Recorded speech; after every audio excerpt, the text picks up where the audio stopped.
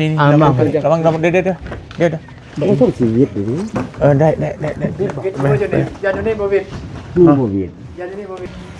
แต่นั้นจะลูกไอ้ที่ครึ่งว่านั่นจะเรื่องมันดูเปิดแขน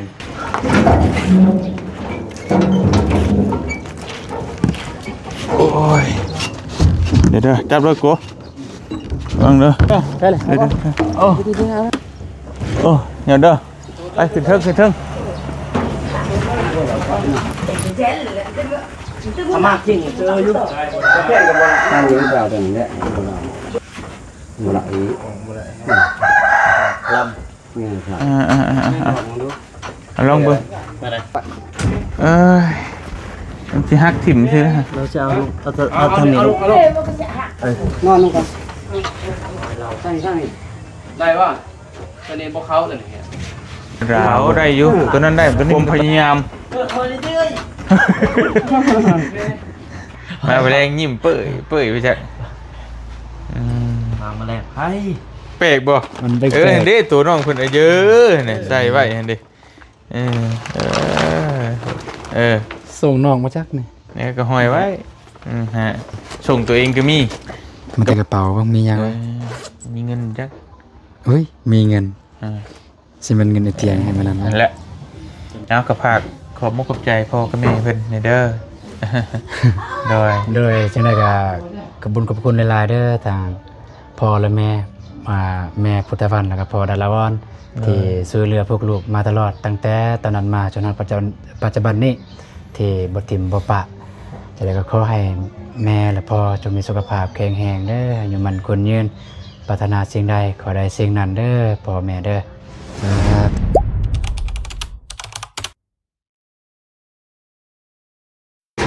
บ่มาฮอดแล้วพี่น้องเนาะโธ่บาดเนี่ยเอาทักทายสบายดีพ่อแม่พี่น้องเบิดทุกคนพี่น้องเลยสบายดีเด้อพี่น้องเนาะต่อจากคลิปที่แล้วงง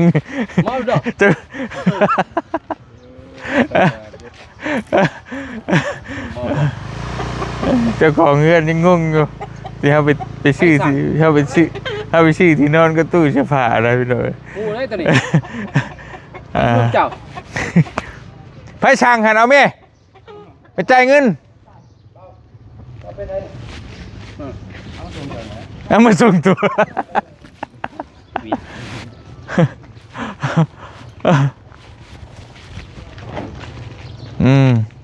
แล้วส่งพิษเทือนไปจักถามแล้วนู่นส่งพิษเทือนไปจัก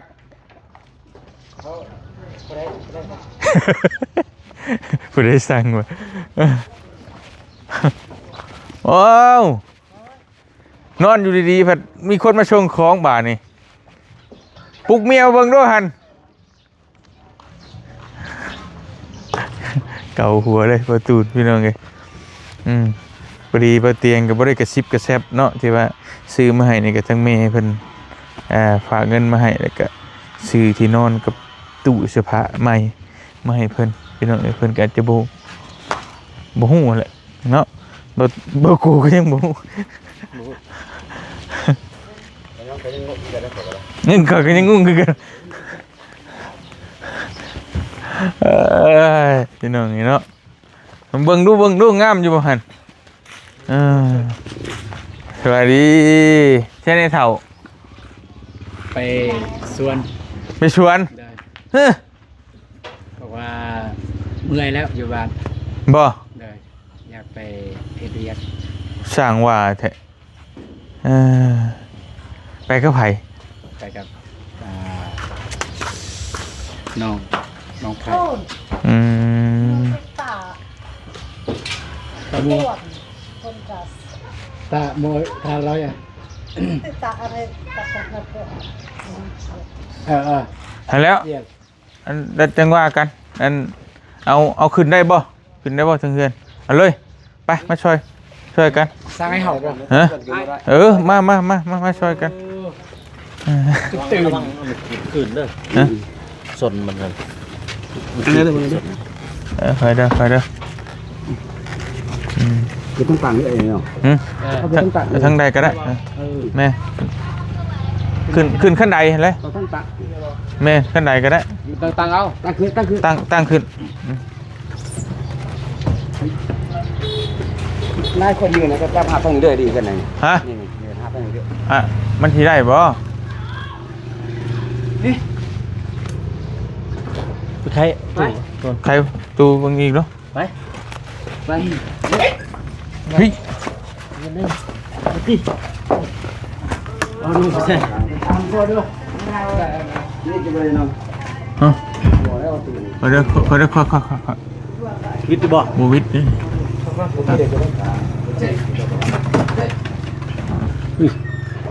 ได้อยู่เอาใช้แข้งเครื่องมาหับน้ำเนี่ย เอาน้ำเหล้า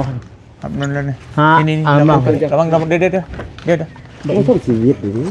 ได้ อย่าจะนี่บวิด บูวิด อย่าจะนี่บวิด บูวิดดิบูวิด มันทุ่มกว่านี้นะกว่าบวิดเอาตัวตั้งนี่ดิแต่นั้นจะรุ่งไอ้ตื้อคืนก่อนนั่นจะเรื่องว่าดูเปิดแขนวิดบ่ลงขึ้น นอนขึ้นกับว่าไร ทางนั้นได้อยู่ ฮะ ที่ทางนี้สิมีแต่ชีวิตเป็นจะได้หลายจะบ่ลงลุมก่อนแต่ชีวิตละเราลงลุมก่อน ระวังเลยระวังโอ้ย มอยจะถึงบ่ย่อสูงต่ำตัว เอาลงได้บ่อุ้ยทางนี้ได้เยอะทางนี้ผมก่อน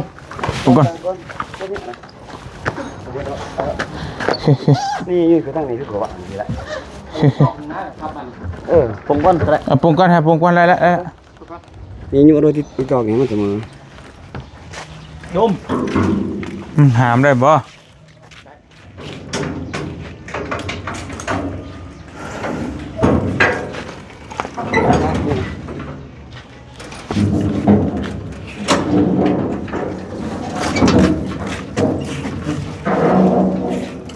ใกล้เอา ไปมาเบิ่น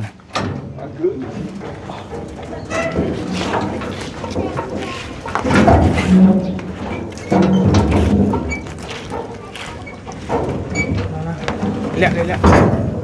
ได้แล้ว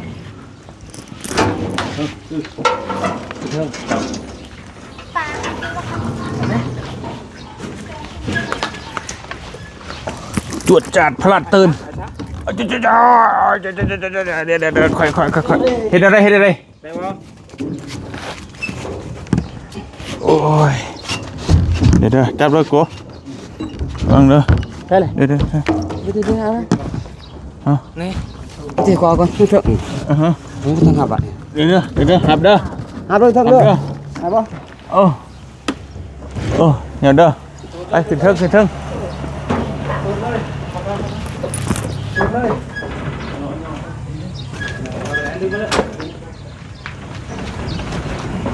ค่อยจะดึงค่อยย่อเนี่ยบ่ให้ถือบ่ให้ทูเลยนะ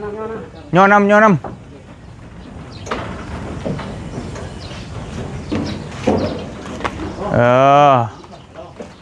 ได้แล้ว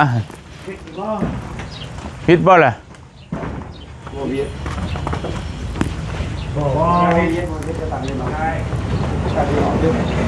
ฮะ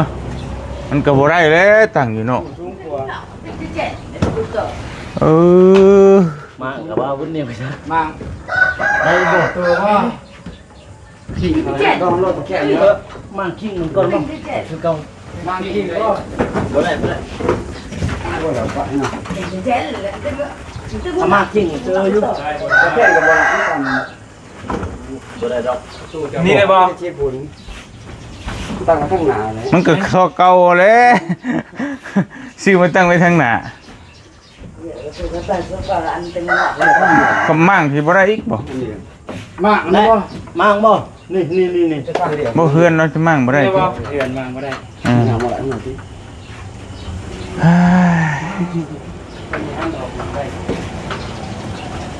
นั่นตีเนาะโรเบีย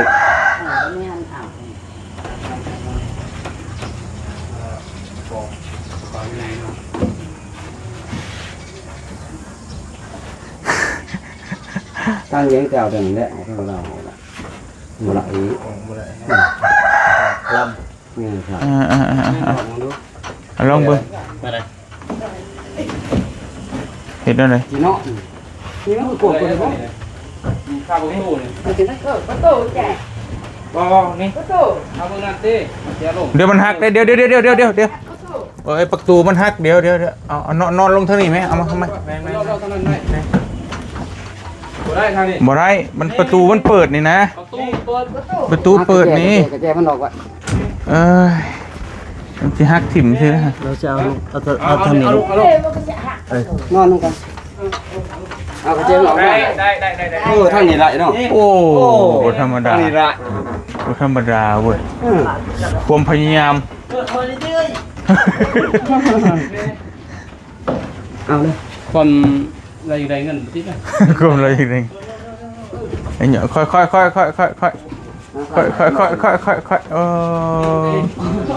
โอ้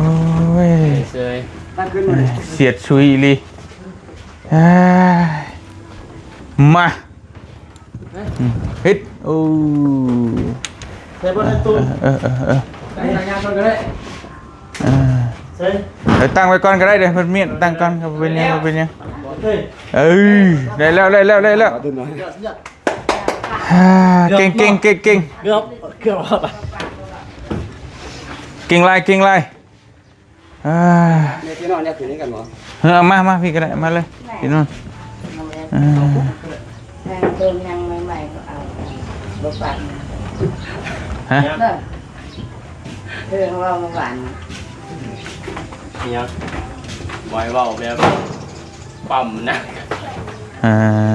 เราจะขันเราได้ อันใดก็ ได้เราตั้งได้ป่ะตอนนี้พวกเขาตัวไหน เขาได้อยู่ตัวนั้นได้ตัวนี้มันก็ต้องได้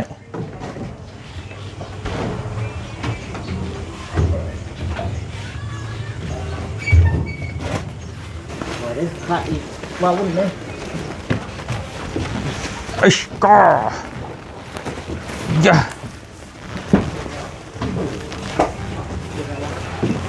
เฮ้ยทำไมค้างเงาเข้า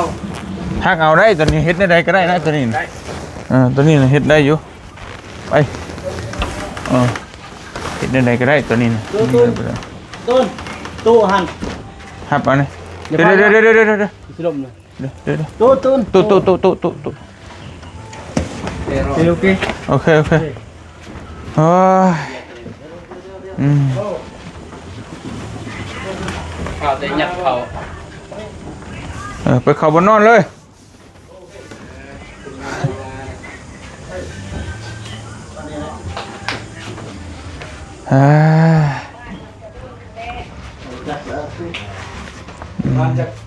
มาตอนนี้เลยได้ป่ะ ไปพี่น้องนี่เนาะ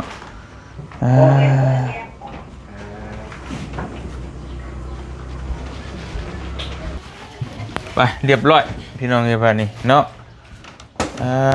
ต่อน้องบองออกป้าวันนี้พี่น้องเอ้ยน้องอยู่เฮือนบ่หรือว่า น้องไปเบิ่งควาย เฮ้ย ควายที่จะจัดงาน เบิ่งแบบใดเบิ่งนี่คือ เอา สิไปซื้อบ่ บ่ควายเอาเองมีตัวเดียว เอาอันนั้นนำบ่แม่นนาบ่าวติอ่าวเลยเนาะ เอา อ่าวว่าแล้วว่าสิให้นั่นให้อีดีบ่ จักแม่นจักบ่เพิ่นบ่มีคือกัน โอ้ยเนาะ ไปละจ้ะคนทางยม บ่ใส่ตู้ซื่อ มันก็ไปตะเด้อ บ้านก็ ผมแม่เพิ่น Ba ยาน to เฮาสิ yan, ano to bala merlak. แม่เพิ่นยานเฮาสิคือ Ba fa คือเก่า na เนี่ย tao ko. แต่ว่ากันถือแล้วมันทางนี้เพิ่นถือนะคือถือตัวนี้คือถ้าสมมุติเฮาคือปุ๊บ Ha? ยานว่าน้องบองกับน้องเนี่ยไปกันบ่ได้อันนี้บอกจะแจงด้วยนี่ โอเคเพิ่นถือ เพิ่นถือ พี่น้องเอ้ยอันบ่เป็นหยังก็บ่ฮู้ที่น้องที่นอนหั่นก็ได้เนาะ แต่ว่าตู้นี่น่าจะใส่ได้เยอะ แต่ว่าอันนี้นี่แม่เพิ่น คิดว่าเห็นน้องบอง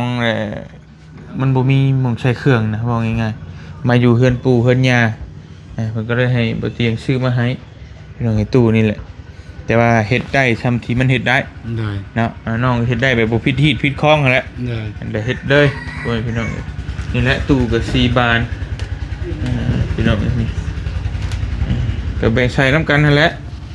นี่ผู้ละช่องก็ได้กับผัว ข้างนอกมีแล้ว อันนั้นของน้องอันแต่ว่านั่นแหละก็ บ้าง ก็คู่กันนี่เด้นี่ เครื่องน้องเพิ่นก็น่าค่อนข้างลายอยู่ มันเพราะว่าเห็นน้องเพิ่นใส่กระสอบลายนี่มา2 กระสอบพุ่นนะพี่น้อง อันนี้นี่บ่เป็นเครื่องนุ่งเด้อนี่เครื่องนุ่งอยู่แต่ว่าน้อยหนึงเครื่องยังลายอยู่กับน้องเพิ่นเองน้องพิ่น เครื่องใส่นะ แม่น ป้าโตนั่นแหละพี่น้องนี่เนาะก็พอดีต่างกั้นไว้ให้เลยนี่แหละคือว่านั่นแหละพี่น้องนี่เนาะเพิ่นเพิ่นเห็นแล้วก็ก็ผู้แม่เพิ่นดูที่เพิ่นอีตน ได้ มีแต่ว่าเอ้าเจ้าสิเฮ็ดได้ใดถ้าเมียเจ้าก็เฮ็ดบ่ได้พี่น้องนี่เนาะ สิจัด จัดทำที่จัดได้หั่นแหล้ว เลย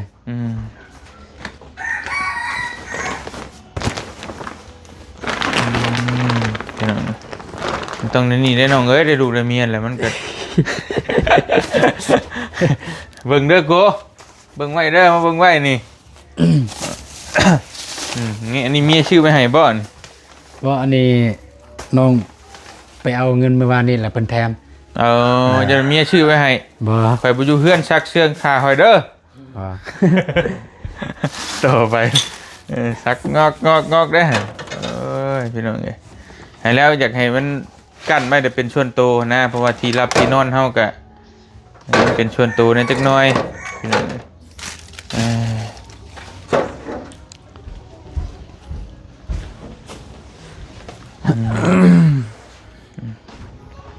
ตูดน้ำก็ได้บ่ ได้เยอะแต่นี่ได้เย เห็น อะ ว่าพิธี เห็นอะไรเอาออกนอกบ่ จะบอกว่าประตูนี่เข้าในหรอกนอกแต่เข้าในเนี่ยเปิดบ่ได้เนาะ เขาในน้ำเปิดบ่ได้ต้องออกนอกแล้วเวลายิงเวียนยิงอย่าง ได้ โอ้ยาโอ้นี่เป๊ะเลยนี่พอดีเป๊ะเลยพี่น้องตูดเขาอีกบ่เห็นว่ามัน ได้อยู่ ตูดเขาอีกก็ได้ มันยัง นอกเขาในก็ได้นอกเขาในเนี่ยดึงเขา ได้ เดี๋ยวค่าสายไฟ ขาดขึ้นขาดเสือก ไม่กล้าไม่กล้า เสือกเอาเสือกกันตึงติมาเออ โอเคพอดีเป๊ะ เอาจำก็ได้จำก็ได้บ่ได้ ได้เอาเข้าอีกก็ได้ยันประตูเปิดบ่ได้เปิดได้บ่ได้อยู่ บ่มีล็อกเนาะมีล็อกบ่ ได้แล้วซ้ำนี่ล็อกเสื้อผ้านะ บ่ล็อกกัน ตีน ล็อกตีน บ่มีแต่หาแนวห้องเอาก็ได้เพราะไอ้เอาตัวตีนนะใช่ว่ามันจะขับเคลื่อนไปทางใดก็ได้นะ อ๋อ มันคือใหญ่ไปเจพุ่นเจพี่เป็นง่ายนี่ เอายางรถใส่รถวัดด้วย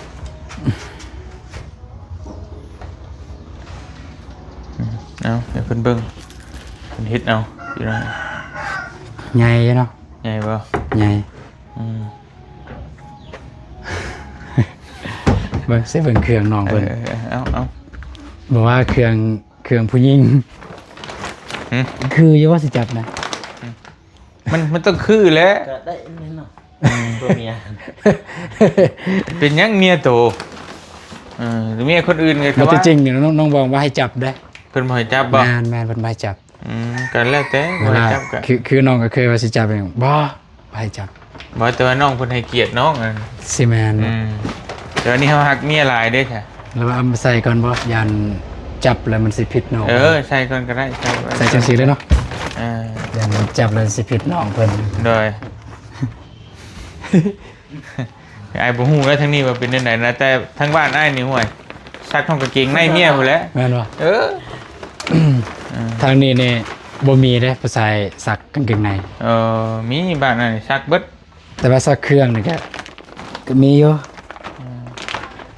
เบิ่งหายก็หายซะ ยอมให้เมียให้บ่ เลย ว่าที่เอาเครื่องใช้ตู้ให้ได้ฮะ เมียไอ้ายนี่ยิ้มเปื่อยๆได้เมียไอ้าย ชักให้ขัดเองเนาะ โอ้ยชักให้เฮงคักถ้าก็จับตัวมันนั่นแหละ นี่ เสื้อผ้าคือสินหยังเฮาก็บ่นั่นนั่นเด้จับแต่ใส่แต่เสื้อก็ได้โอ้พับไว้ให้อีก มาแมลงจัง มาแรงยิ้มเปื่อยไปจักอืม มาแมลงไพ่รับเชื้อไว้ อืมอืมอืมอืม โอ้สิน ส่ง มันบ่คือจังไดมันที่ตูนมันแปลกๆบ่ มันแปลกๆ เห็นเด้ตัวน้องเพิ่นเยอะเนี่ยใส่ไว้เห็นเด้เออเออ ส่งน้องมาจักนี่ เนี่ยก็ห้อยไว้ฮะส่งตัวเองก็มีก็ปะปนกันไปไปพาไว้ตอนไหน บ่เคยให้น้องเพิ่นซักเครื่องตะกี้ โอ้แม่นบ่ แล้วบางตัวก็ บ่ทันได้เอา นี่นั่นบ่ เลย เออคือเรื่อยๆ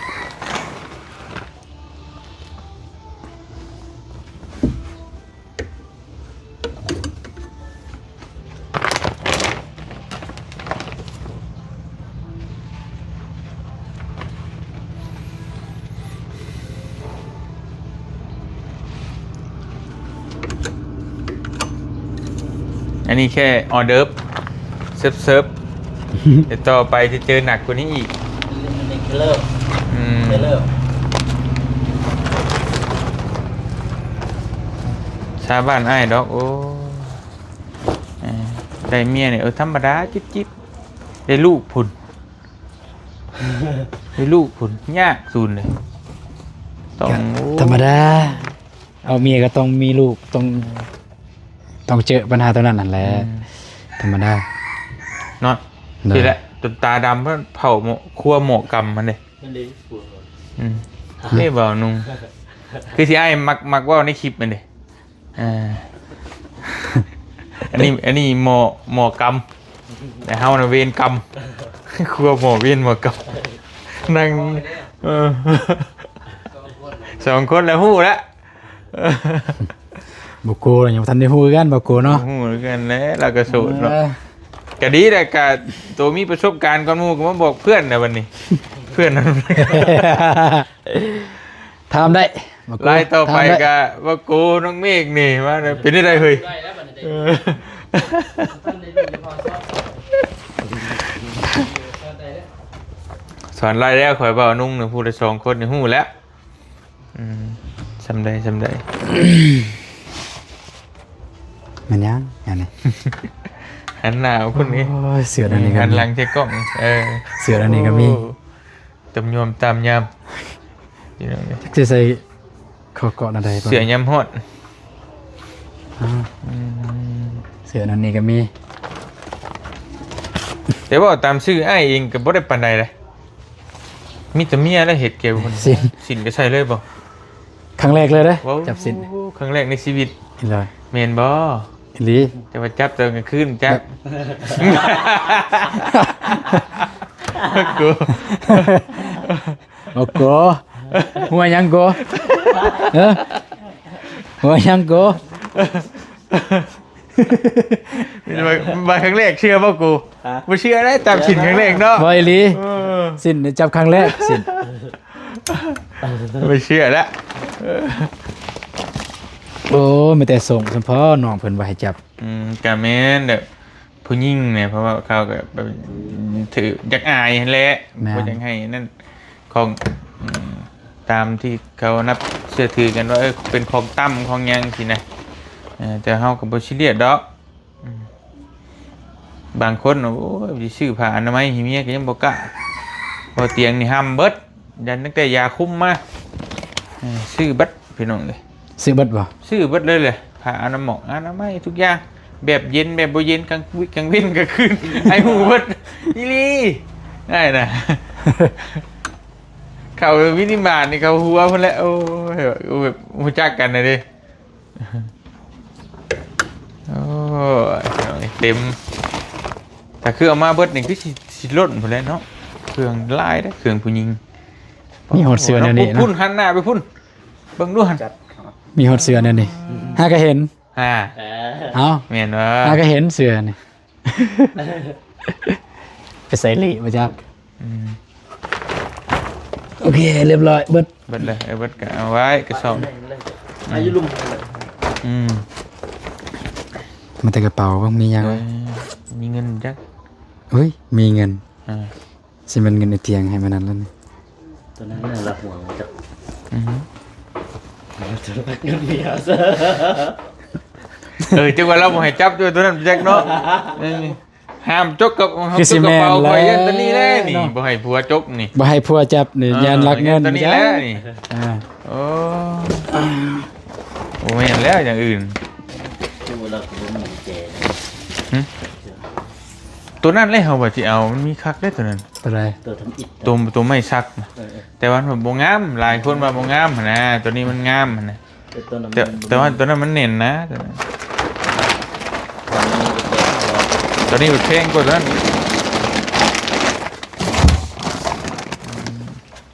ร้อยเนาะ เบื้อปรับ บ่มีล็อกหน่อยเนาะ บ่มีหรอก เบิ่งสิเบิ่งอยู่นี่มียัง เฮ้ยยังแวนนั่นด้วยรออยู่อ่ะ ตายโอ้ยอยู่นี่มันแต่ซิดนี่นี่ เออ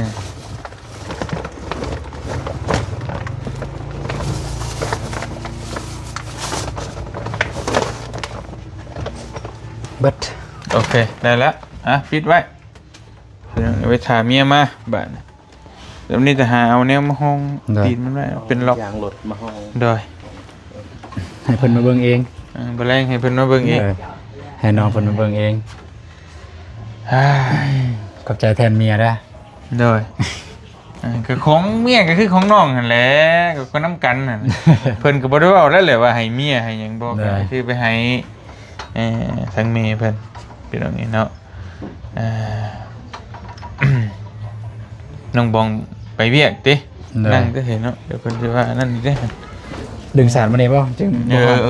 มาพี่ เข้าไป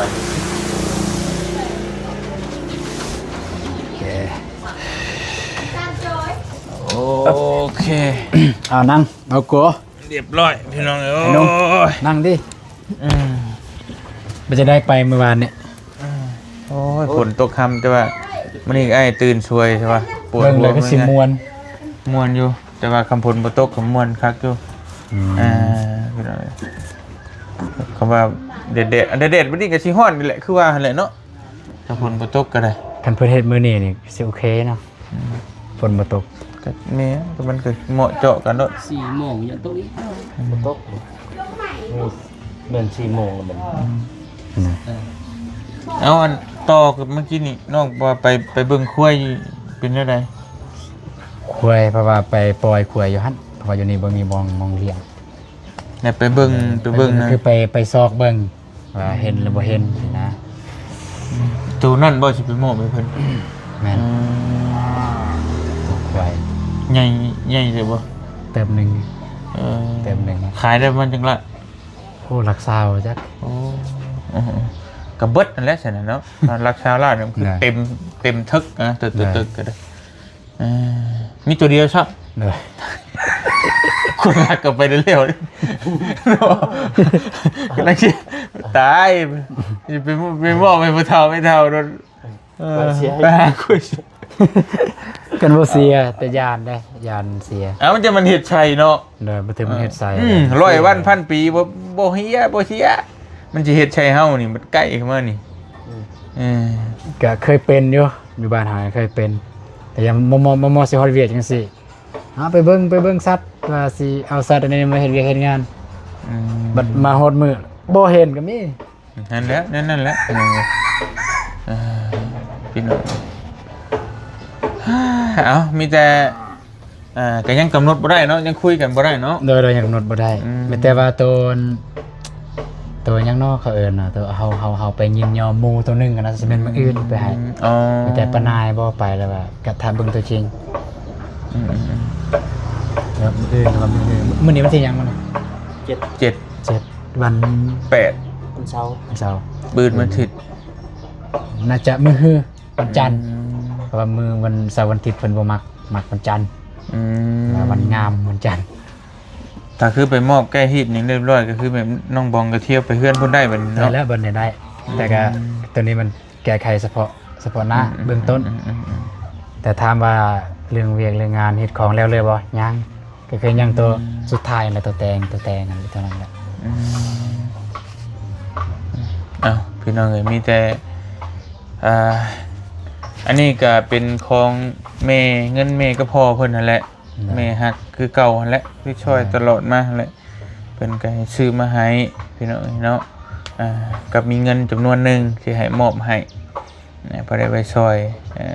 เป็นก็อีตนนั่นแหละพี่น้องเอ้ยทางแม่พุทธวันควรเพชรก็พอดาราวอนเนาะซื้อที่นอนหั่น2 ล้านเพิ่นว่า2 ล้าน5ต่อได้2 ล้านแล้วก็ตู้นี่เพิ่นว่า3 ล้าน5ต่อได้3 ล้านต้องเบิด5 ล้านก็ยังเหลือเงินอีกอยู่เดี๋ยวทางถ้ารอให้มาครบผัวครบเมียเดี๋ยวบ่เตียงสิมอบให้เนาะแล้วก็ให้ขอบคุณขอบใจเพิ่นทีเดียวน้ำกันพ่อแม่พี่น้องนั่นแหละเพราะว่าตอนนี้ก็ยังบ่ครบกันคือประตูนก็ไปเวียกอีกครั้งนึงน้องบองก็ไปครั้งนึงเพราะว่าช่วงนี้เนี่ยมันสิเข้าฤดูแบบเฮ็ดเวียกเฮ็ดงานก็ต้องญาติเฮ็ดเวียกนำแน่แล้วก็กำลังสิเตรียมเครื่องเตรียมของผู้หนึงก็ไปเตรียมทั้งนึงผู้หนึงก็เตรียมทั้งนึงยังบ่ฮู้ว่ามื้อใดแต่ว่าภายในเดือนนี้เนาะ ภายในเดือนนี้ ภายในเดือนมีนานี่นะพี่น้องตามเพราะว่าเพิ่นกำหนดให้เดือนหนึงดิประมาณนั้นก็คือก่อนสงกรานต์นั่นแหละประมาณเดือนหนึงบ่ให้เกินหั้นพี่น้องก็มีแต่ว่ารอเบิ่งตอนแรงว่าน้องบองเพิ่นสิว่าแนวใดได้ตู้ใหม่พี่น้องเนาะแล้วสิดีใจบ่ด้วยจังใดก็ค่ำๆพุ่นแหละน้องเพิ่นมาพอไปไกลเด้พี่น้องมีแต่ว่าขั้นตอนตัวนี้ก็ให้ทั้งประตูนขอบมุกขอบใจพ่อกับแม่เพิ่นเด้อเพราะเพิ่นก็ซอยโดยตลอดมาตั้งแต่พุ่นแหละตั้งแต่ก่อนที่น้องเพิ่นสิได้เจอกันอีกหลังจากที่เบาเตียงเสียใจกันก็แม่เพิ่นก็โทรมาหาเบาเตียงตลอดว่าให้เสียให้แหน่แม่มักหลายนะอยากให้สมหวังกันบัดนี้สมหวังแล้วเพิ่นก็สิทยอยซอยคือเฮือนซานล้านเป็ดก็มีแต่เพิ่นนั่นแหละซอยแล้วก็ผู้ใหญ่หลายๆคนแน่ตื่มกันพี่น้องเนาะฝากน้องขอบมุกขอบใจนะพ่อกับแม่เพิ่นเด้อตูน เด้อ ขอบใจแทนเมียเดี๋ยวเมียมากก็ให้ขอบใจอีกเทื่อนึง เด้อ กันน้ำกันนั่นแหละที่นอนก็นอนน้ำกันตู้ก็ใช้น้ำกันนั่นแหละเนาะเพิ่นเห็นแล้วเพิ่นว่ายังน้องบองยังบ่มีหยังใช้กับที่นอนกับที่บ่เตียงท่วงมื้อนั้นเด้ว่ามันจะคือจากโฮมหน่อยนึงอะนะมันก็ได้ชื่อให้แล้วสิได้กว้างๆที่จริงก็พอดีแหละซ้ำน่ะมันผัวเมียใหม่มันสิกว้างหลายมันก็นอนไกลกันนะเห็นมันเบียดกันอยู่หั่นแหละเป็นเอ้ย บัดนี้ล่ะสินอนหลับ เอ้า 2-3 คืนนอนบ่หลับ มันเกี่ยวกับที่นอนอยู่บ่ เกรงใจ ฮะ แบบเกรงใจนะ เกรงใจใคร เกรงใจแบบไอ้น้องอย่างนี้เรื่องคือแบบมันโล่งอะนะ โอ้อันนี้ว่าจริงบ่นี่ จริงอีหลี น้องก็คิดคือกันเนาะ คิดมันโบซินแล้ว ปกติเฮาก็มันโล่งแต่ว่าเฮานอนแต่เฮาก็ โล่งเนี่ยมันมีแต่ผู้ชาย แม่ เฮาจะว่าขอโทษนำเฮาใช้แต่บ็อกเซอร์นอนก็บ่เป็นหยังแม่นบ่ล่ะพี่น้องก็เห็นดี เลย แต่ในเมียนี่ว่าขอโทษนำผู้หญิงเนาะ ได้ คือว่านอนใช้สินใช้เพศเนาะ ได้ มันตั้งแต่เฮานอนลืมเด้ ได้ ตั้งแต่มันเปิดมันเลิกมันหยังมันก็คือบ่งามหั่นน่ะเป็นภาพบ่งามแหละมันบ่คือห้องเฮาแหละพี่น้องเนาะแน่นอนแหละมันก็บ่คือซันนี่น้องเพิ่นก็คิดแต่ใดมาอยู่แล้วว่ามันบ่อยากพร้อมบ่อยากหยังนั่นน่ะแต่ฮอดมือมันก็เพื่อนยังบ่แล้วก็ทีแล้วเนาะ ได้ มันอยากได้แห้งก่อนแต่บัดนี้ก็ไข่นิดน้อยบัดนี้เนาะ ได้แล้ว มีแต่เอาผ้าม่านนั่นก็ปิดคือไอ้เว้าน่ะ ได้ สิ่งที่ไอ้เว้านี่ก็คือไอ้ก็เคยมีประสบการณ์มาก่อนน่ะไอ้ก็เคยนอนแบบนี้มาก่อนนะ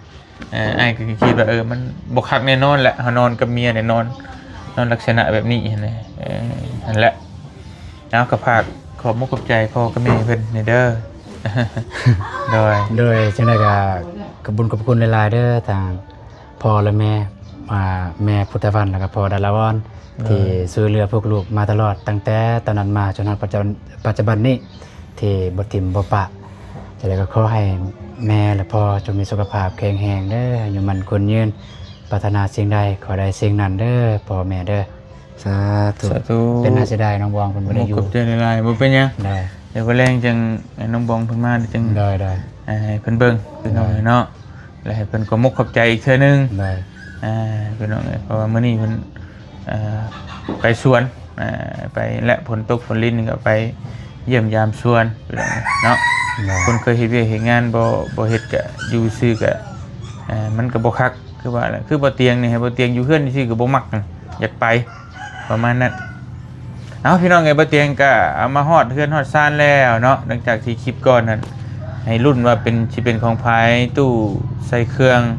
ตู้ใส่เสื้อผ้าแล้วก็ที่นอนเนาะก็เป็นของประตูนก็น้องบองเนาะเป็นคนอื่นไปบ่ได้ดอกเพราะว่าเป็นคู่เดียวที่กำลังเอาผัวเอาเมียว่าซั่นซะหรือว่าอยู่น้ำกันหรือว่าเขาไม่ประมาณนะสำหรับที่ทำมักเว้ากันนะพี่น้องเนาะประมาณนั้นเพราะว่าคือไปรุ่นกันนอนใส่กันนอนแต่ว่านี่มันก็สิแตกต่างกันออกไปอีกทั้งประตูนี่นอนใส่กันนอนได้อยู่แต่ว่าบางครั้งเมียนะประตูก็คิดน้ำเมียแน่มันก็หลายอย่างหลายแนวก็อดทนแล้วเนาะสามเพื่อนแล้วก็บ่โดนก็ย้ายไปเพื่อนเจ้าของพี่น้องเอ้ยสำหรับมื้อนี้ก็บ่เตียงสิขอตัวจบคลิปไปเพียงส่ำนี้ก่อนเนาะเดี๋ยวรอบค่ำเดี๋ยวเฮาสิมาต่อกันอีกแต่น้องบองกับมาแต่ส่วนแล้วก็จังสิให้เพิ่นขอบคุณอีกเทื่อนึงเนาะทางพ่อกับแม่เพิ่นพี่น้องเอ้ยแต่สำหรับมื้อนี้ก็ถือว่านำตู้แล้วก็นำที่นอนมาฮอดเฮือนจะบ่าวจะสาวเรียบร้อยเด้อพี่น้องเอ้ยเนาะอยู่ดีมีเฮงเบิดสุขทุกคนขอบคุณขอบใจพ่อกับแม่หลายๆเนาะแม่พุทธวันกับพ่อดาราวรที่ซอยเนาะทางประตูและน้องบองโดยตลอดมาก็ขอให้พ่อกับแม่จงอยู่ดีมีแฮงความเจ็บจะสุดได้ความไข้จะสมีขอให้ร่ำให้รวยให้อยู่ดีมีแฮงเดินทางไปแต่ใดก็ตลอดปลอดภัยเด้อเนาะบ่ว่ามีก็พอสิธุรกิจการงานใดๆก็ขอให้เจริญรุ่งเรืองในหน้าที่การงานตลอดปีและตลอดไปเด้อสาธุขอบคุณขอบใจหลายๆไปเดี๋ยวมาเล่งต่อกันใหม่พี่น้องอยู่ดีมีแฮงสบายดีเด้อพี่น้องเด้อ